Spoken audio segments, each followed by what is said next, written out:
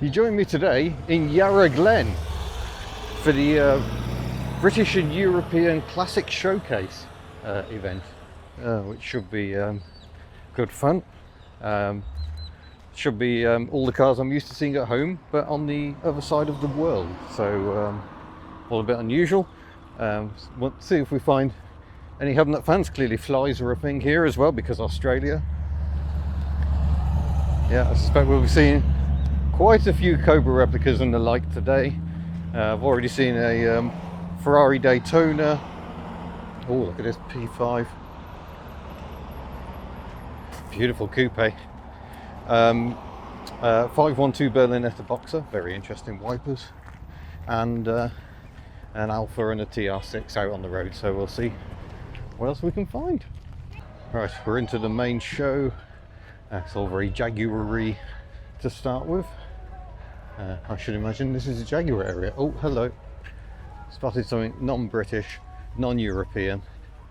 I don't really know what that is, apart from beautiful, but that's not what has caught my eye. Now, what has caught my eye, well, it looks very much like a Toyota Cordia Turbo over here. Typical hub nut, lovely XK150 coupe there, very nice. But yeah, look at that. Oh, it hasn't got the headlamp wipers. That's a thing of great beauty. GSR. And look at this NSU Spider. Now these are interesting because this was the first production Vanguard car. We got, there we go, first rotary engine.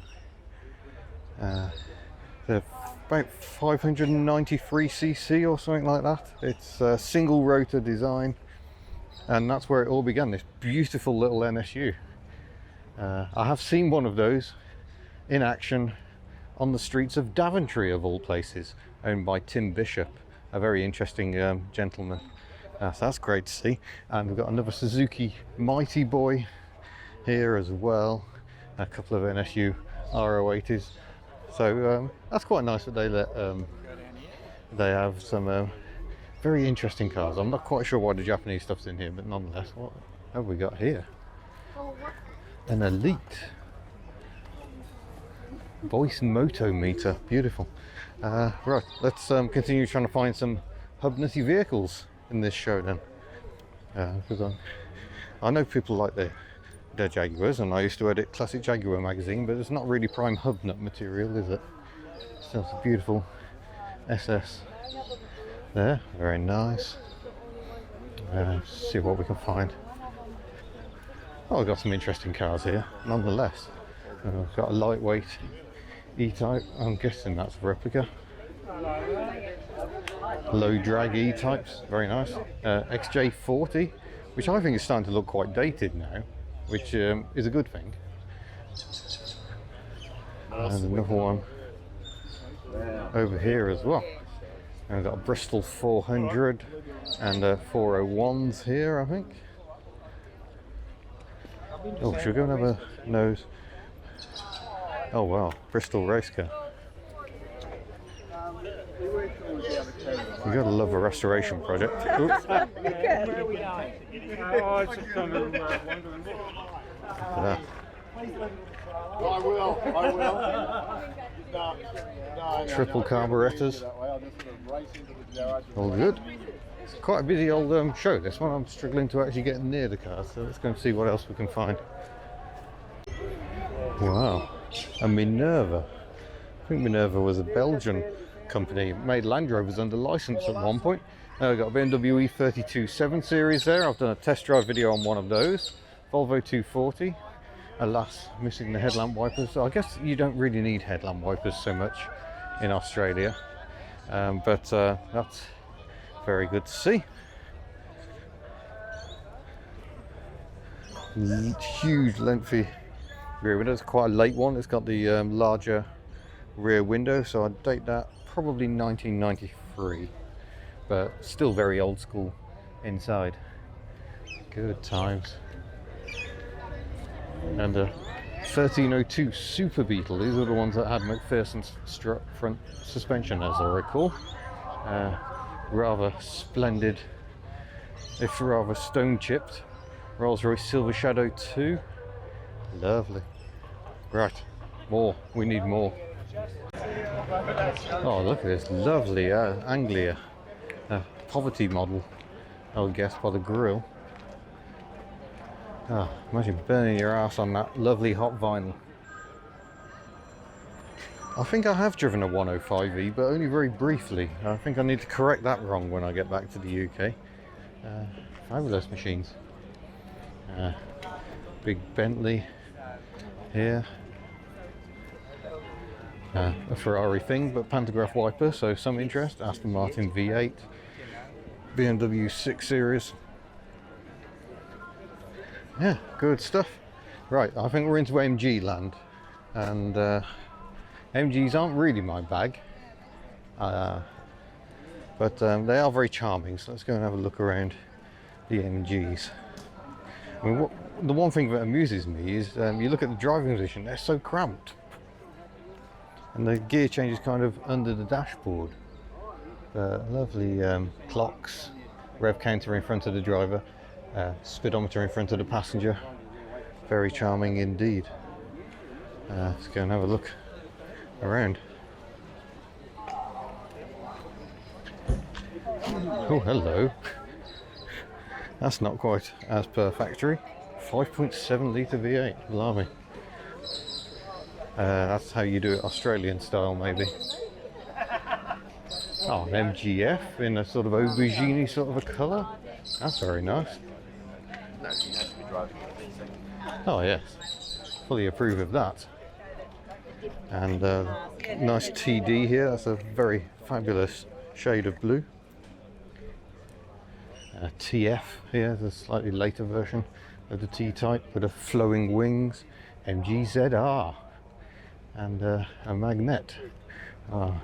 ZA or ZB, that is the question. I think B is going to be my guess on that one. An MGCs over here. So these have the same engine as the Austin 3 litre, albeit in slightly tuned form. And I love the fact that they don't have one bonnet bulge, but two. Apparently one was not enough, so they had to add an extra scallop to clear the carburetors. Quite nice. MGAs over here. We'll have a road test video to come on an MGA, a twin cam. For my money, peak MG. I must admit, I think they're astonishing cars. More Fs and TFs. So the F was the original, and there's an early one with the orange indicators, and they facelifted it with the grey indicators, which I think look really nice. Oh, have a look at the MG racing cars. We have a couple of really nice Bs. Shut up, Mr. Man. It's a really nice example of what you can do. Apparently talking is a thing here. Interestingly, he says, I think we'll get out of this area, it's too noisy. From 8. Oh, here's a very interesting car lurking in the MGs, an AC Aceca. So it's the AC Ace with a Bristol 2 litre engine, one of which we've already seen in a Bristol. But this is the coupe version. Very rare, very pretty. They did a longer wheelbase one for the family man as well, called the Greyhound. But that's very, very beautiful. And of course, it's the Ace that Carroll Shelby thought would be good fun to stuff a really great V8 in. And he wasn't wrong. Talking of V8s,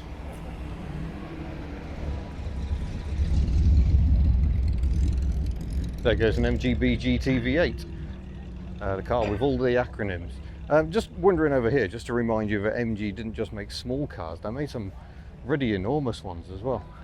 I don't know too much about these pre-war MGs, but yeah, they're a good old size, especially when you see the dainty little T-Type next to it. At least I assume it's a T-Type, it could be an M-Type. I'm not very good on pre-war MGs, which is a shame because they have delightful features like the octagonal fittings around the gauges, which is just a really nice touch. But MGs aren't really what we're about here on Hub. Nothing against MGs, I'm glad people like them, but the problem is too many people like MGs, and I like the cars that no one else likes. I've just had a chat with a man who has a Reliant Rialto, and it's done me purely because I'm wearing my Invercar t-shirt, and that is very much my cup of tea, but sadly it has broken slightly and isn't here today. So we'll try and ignore the horribly tinny, nasty, loud music, and we'll get back to looking around the show.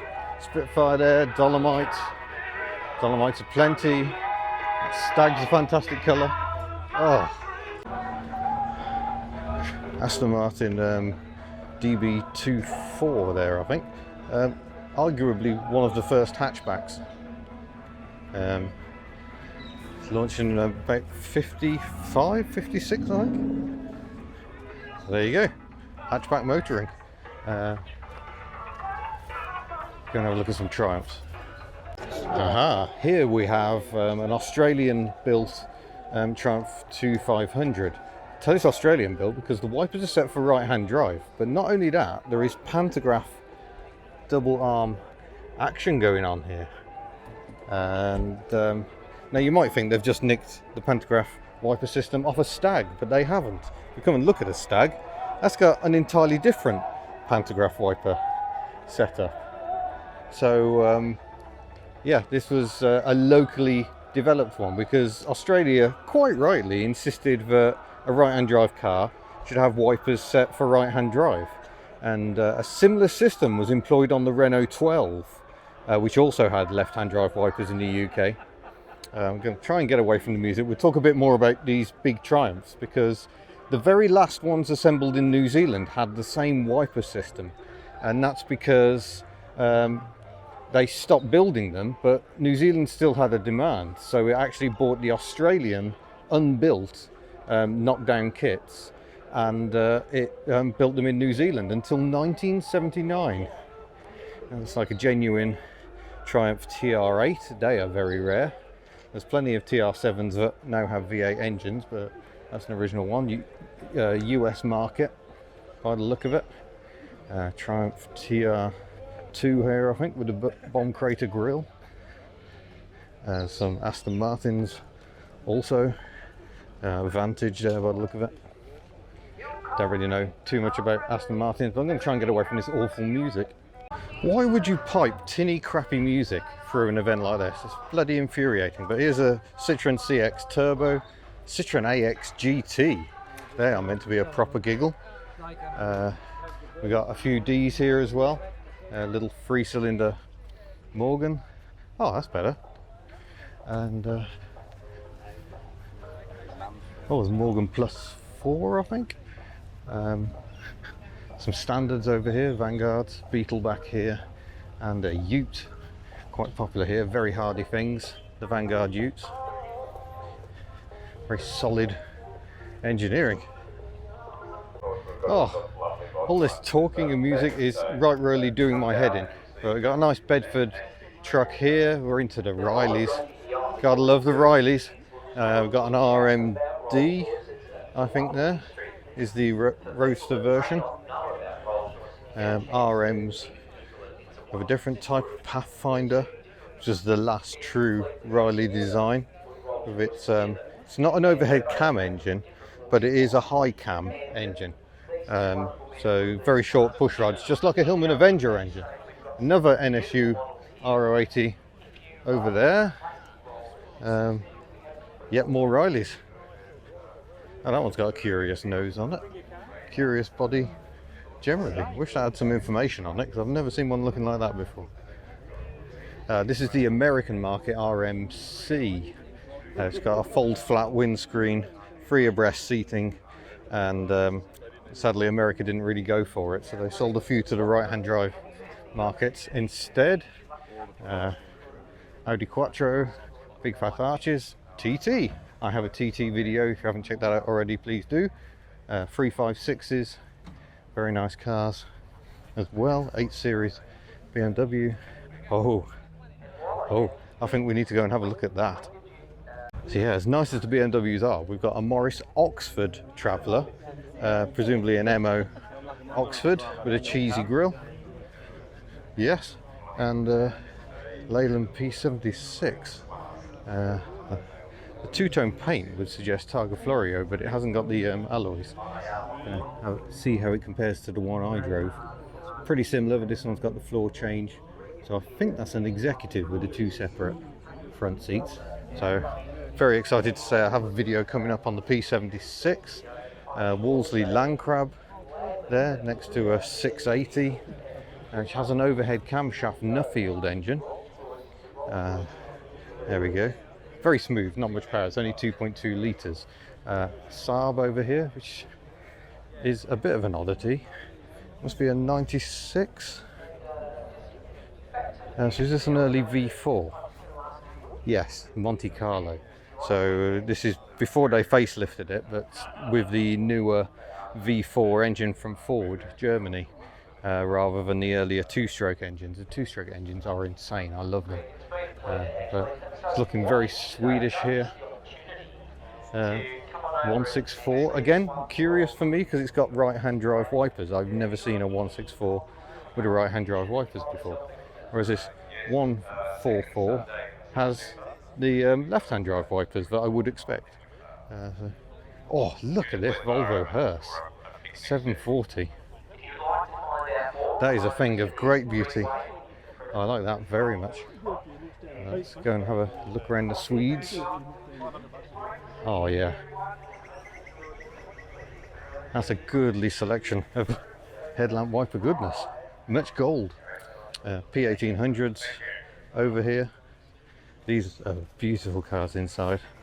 Look at that interior. I drove one many years ago. Oh, the horrible music has started again. Why would you do that? Let's go and have a look over at the Wolsleys. We'll see if we can find a 2480. Yep, these are both Wolseley 2480s. Notable for being the smaller Farina body. This is the bigger one on this Van den Pla Princess.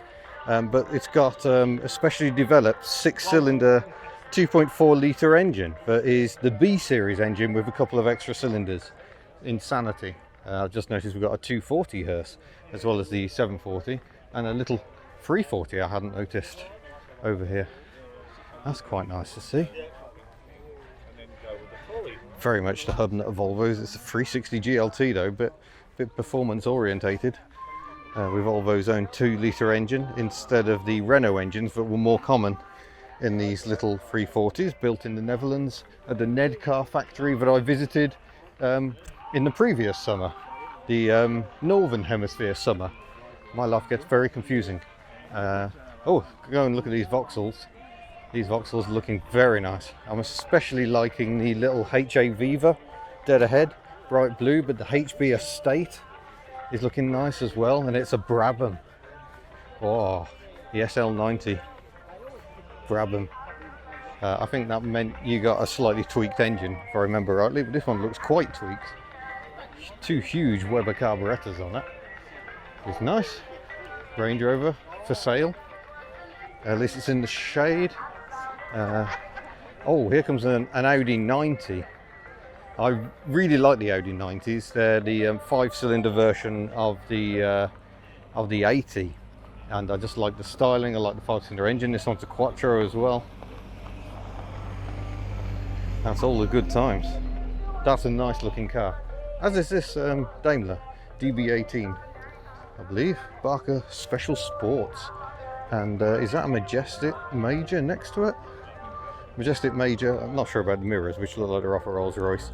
But Majestic Major used a 4.5 litre V8 engine. And that's a Conquest 2.5 litre, the first of the Jaguar Daimlers. The Edward Turner designed 2.5 litre V8. Lovely cars to drive. Certainly my pick of the Mark IIs. And this car also used the same engine, the Dart, an unofficial title because Chrysler already owned it for the Dodges. So the SP250, a very curious looking car. A bit frog-faced, not exactly an E-Type rival. Very nice Rolls Royces here. They are. Yeah, very distinctive. Land Rovers over here, gorgeous little Series 1. And they're not too valuable over here, the Series 1s, so yeah, if you want one, come over here and get one. P4, various types later, and the earlier Cyclops. They only did the Cyclops for a year, 1949 I think. So they're definitely unusual. So as we can find, here comes a nice Bentley. Lovely pantograph wiping there on the Bentley. And a great deal of luxury. Silver Cloud 3, some modern horror. Silver Shadow 1. Lovely P5B. I see Peugeots. We're going to look at Peugeots. We've got some Jaguars here. Here's an early Javelin showing off its tiny headlamps and its flat 4 1486cc engine with the radiator mounted behind it. Lovely cars to drive, the Javelins. Absolutely adore them. That's not very British or European, but it is very lovely. We've got a little Wolseley here.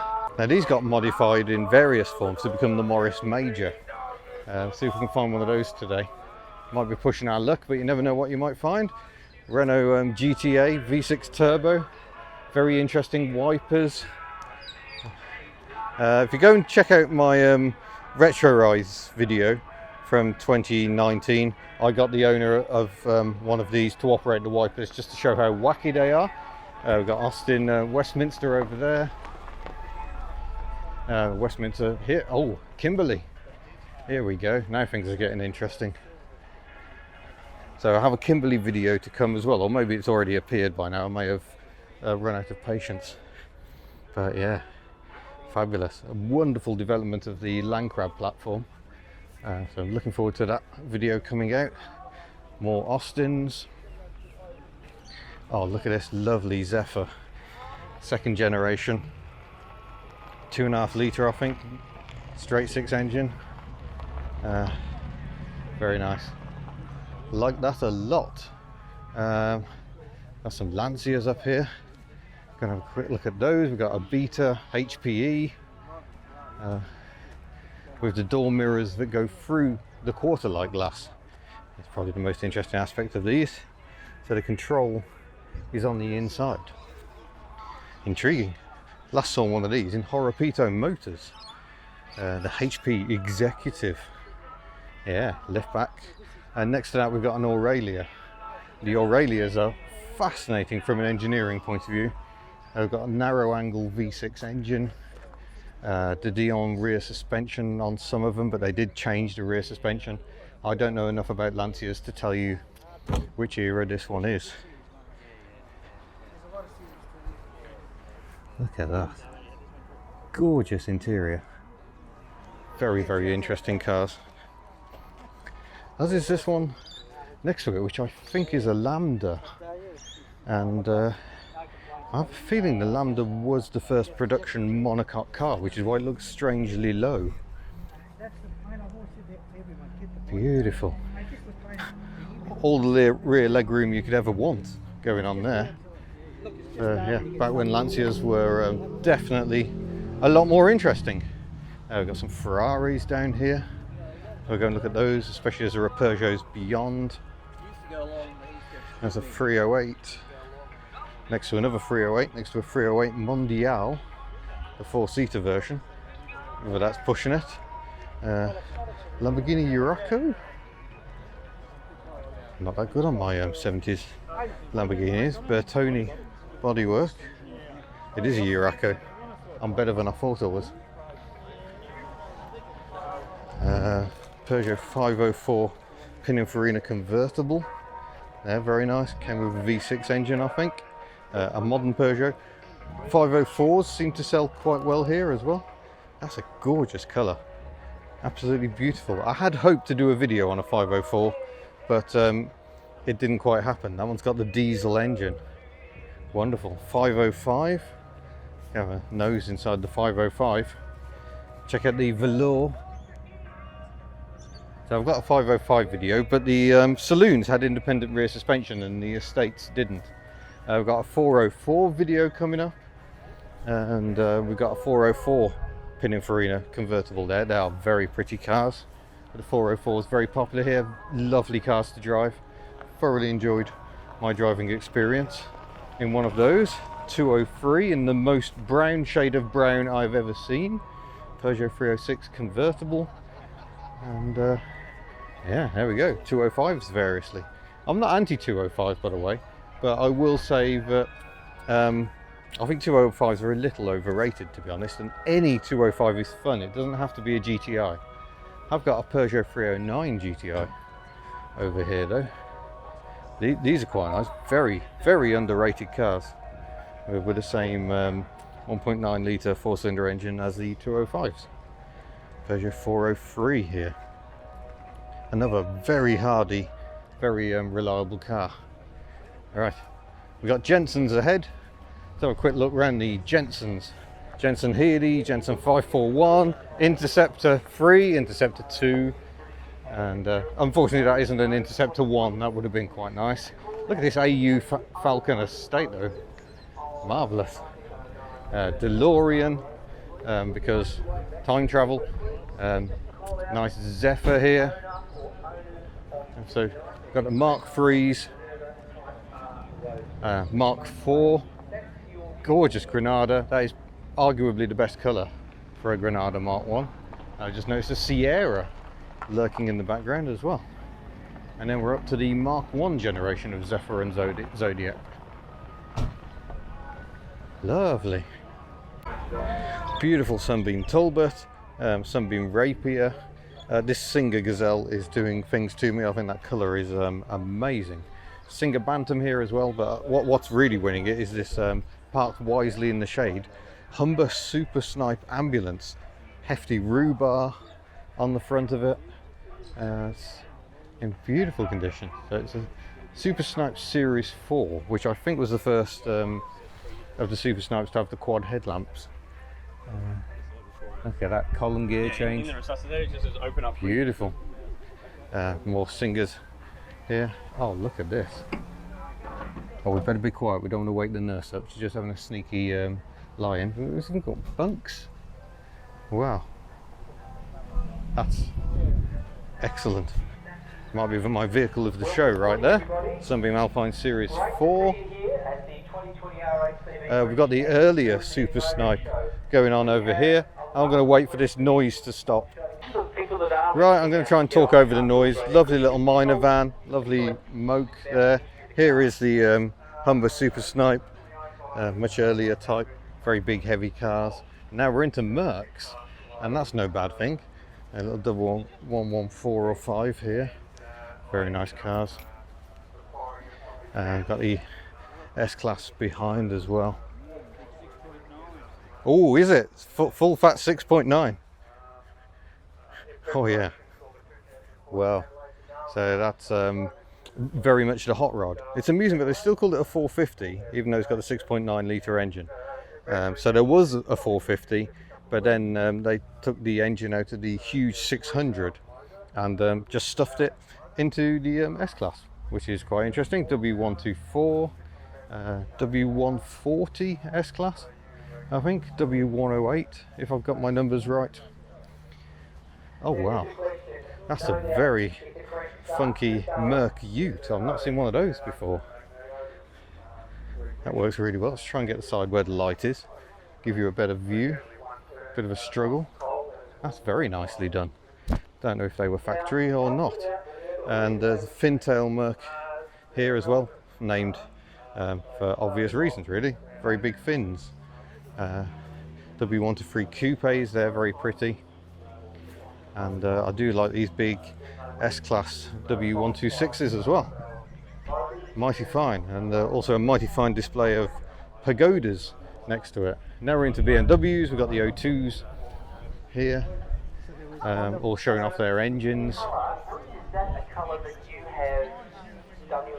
Oh, a Bauer convertible, aftermarket, Targa section and a fold down rear section. And oh, look at the head restraints. Wow. So that's mighty fine as well. Alright, I think we may have got to the stage. Nice 911 there. But we've done a complete circuit of the show. But I haven't seen very many Morris Minors, so maybe I haven't. Let's see if we can find those. Beautiful Simca Aron. These seem to have sold in relatively decent numbers here in the Antipodes, despite only having a 1290cc engine. Oh, Porsche 928. Excellent. I bet he wouldn't appreciate me trying to get him to operate the rear wiper. Headlamp wipers ahoy. on the BMW Spec Series here.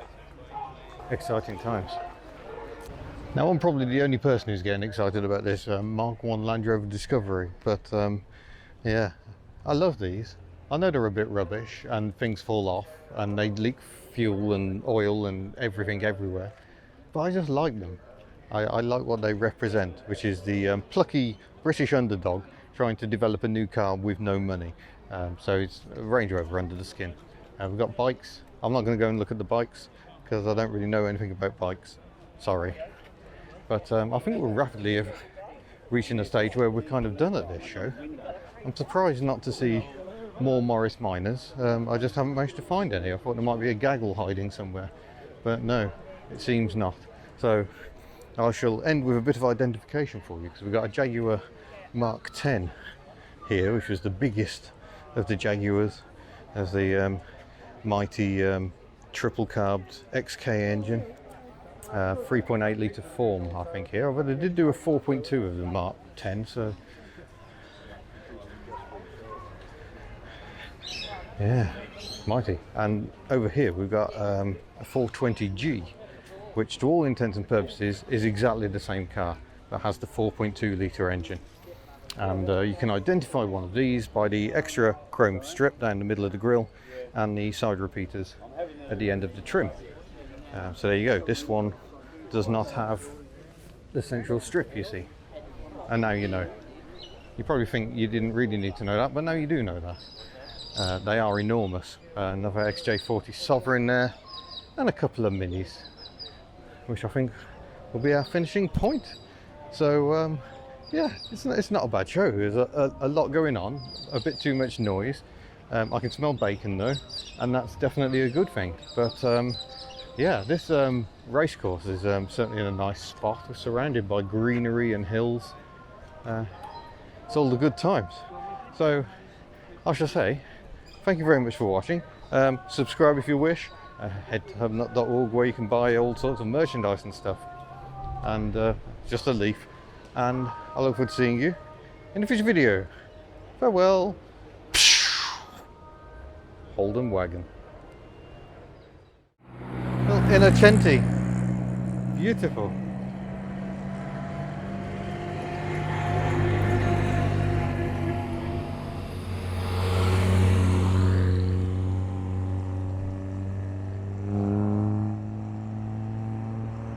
Spec Mark 1 Mini there with the winding windows. Little Morris Mini Minor smoking away. Automatic by the sound of things as well. Jaguar X type. Let's have a quick prowl around this general public field, because I can see some interesting vehicles here to have a look at. Look at this Ford Falcon wagon. Looks like a Granada, but almost no panel shared with it. In fact, maybe no panel shared with it, just very much inspired by the Granada. Love that. And now I'm going to leave in a Chrysler Neon, which is parked next to a Holden Nova.